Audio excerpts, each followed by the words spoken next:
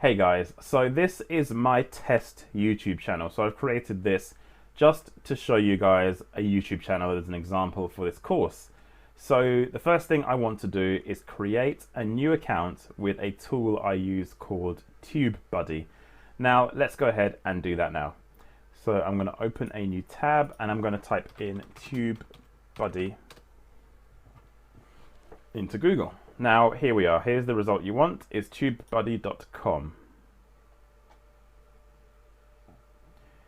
So it's a free Chrome plugin you can install on Chrome. I've already got it installed on Chrome, but the thing you want to do is first sign in. So you need to sign in with your Google account and you need to accept the terms, and you don't need to go for the newsletter. So I'm going to untick that one, but just sign in with Google, which will link TubeBuddy to your YouTube account. So when I click that, I'm going to say choose, it says create a TubeBuddy account, and then here's my YouTube account. So when you do it for yourself, you'll see your YouTube account here. This is my one I created called YouTube SEO, just for the purposes of this. So I'm going to click that, and there we go. I am now in TubeBuddy. Great, now you have a TubeBuddy account. All you need to do now is do something that TubeBuddy instructed you to do as part of the setup process, and that is to install the Google Chrome extension for TubeBuddy. So as you'll see in the top right hand corner here, I've already actually got this installed.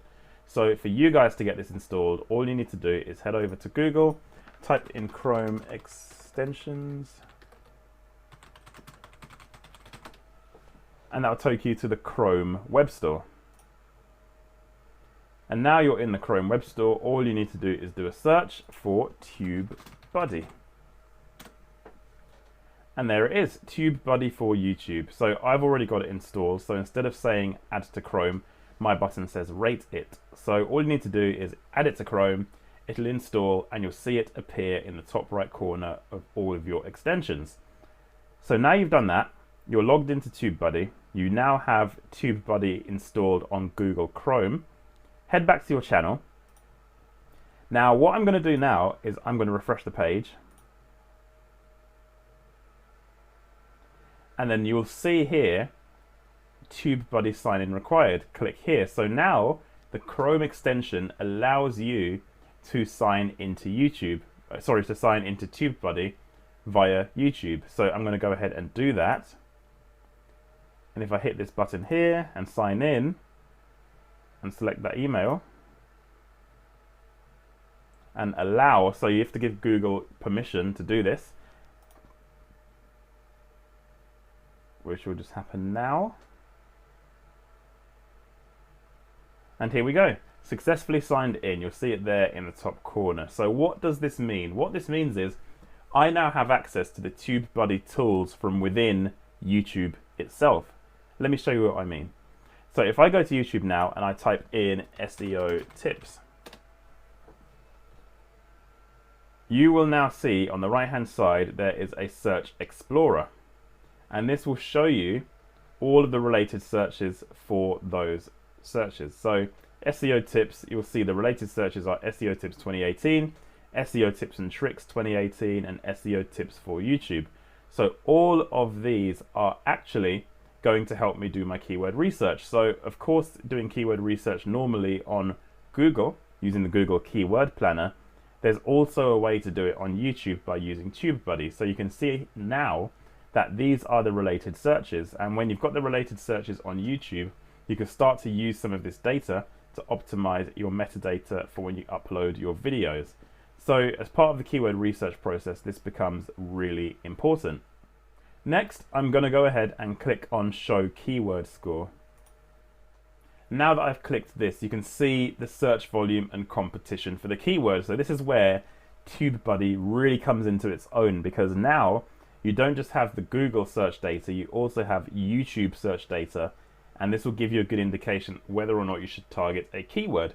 So SEO tips as a keyword, in terms of optimizing and targeting this keyword, it's very bad. So I would never in a million years create a video around this particular search term, because it's very hard to rank for. The competition is extreme. It's at the red end of the scale, And the search volume is okay. It's pretty medium. It's an okay level. It's not too bad. So that means it's a keyword I wouldn't want to target because it's way too competitive. And this is all about a small channel fighting against bigger channels. So you've got to find and pick your battles. And this is a battle that I wouldn't want to take part in.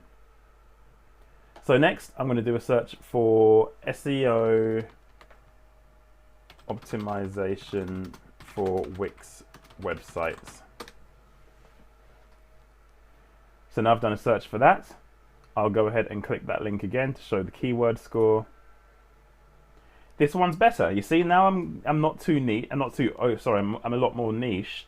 I can have a better chance of ranking for this kind of term. So 56 out of 100 isn't too bad. So that's actually pretty good. So ultimately, the search volume isn't massive. You'll see the search volume is a lot lower, but the competition is a lot lower. So ultimately, what you're looking for is a keyword that actually has search volume, so it's not fully in the red.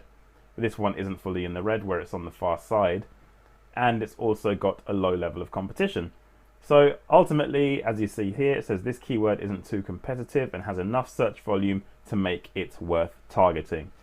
Now that's really important. So within your niche, what you need to do is install TubeBuddy, go into YouTube and start searching for things you think people are typing in. And then use the related searches as well to put into YouTube to get more research on the different types of keyword.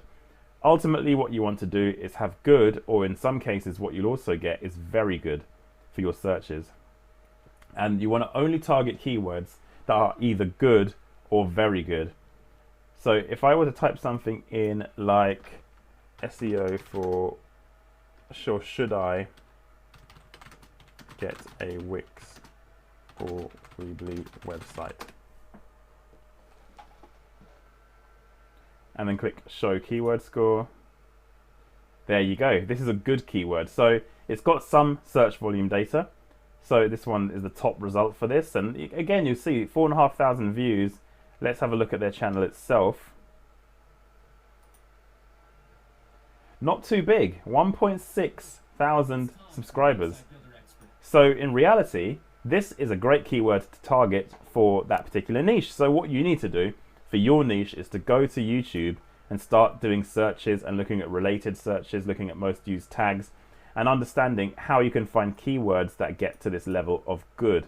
Now, of course, it will vary niche to niche what you potentially type in, but what advice I would give you is the longer the keyword, the smaller the search volume, but the longer the keyword, the lower the competition as well. So as a small YouTuber, you need to accept that you're not going to rank for the top level search terms, because the big YouTubers will rank for that term. Where you need to win is finding your niches, targeting them accurately, and then you can optimize your videos, and then you can show on the top positions on YouTube just by doing that. And it's going to really help you get some new eyeballs on your channel when all of your uploads previously probably haven't got many views or many people are looking at them. So it's a very good example of a keyword here that you should be targeting. Try and get to that good level. If you can't, then it's ultimately something that's going to really help be negative for you. So this part of the tutorial was very important. I would say watch it twice, because it's important not just to know how to install TubeBuddy, but to also know what these different scores are and what kind of keywords you're targeting, and to keep testing, keep searching for things. So if I did Wix versus Weebly 2018, again, let's have a look at that one. Let's show the keyword score. And again, that's another good one. And again, the same person's showing up. So again, what you would do when you optimize your videos is take that search term into consideration as well. Thank you for watching this part of the tutorial. Let's move on to the next.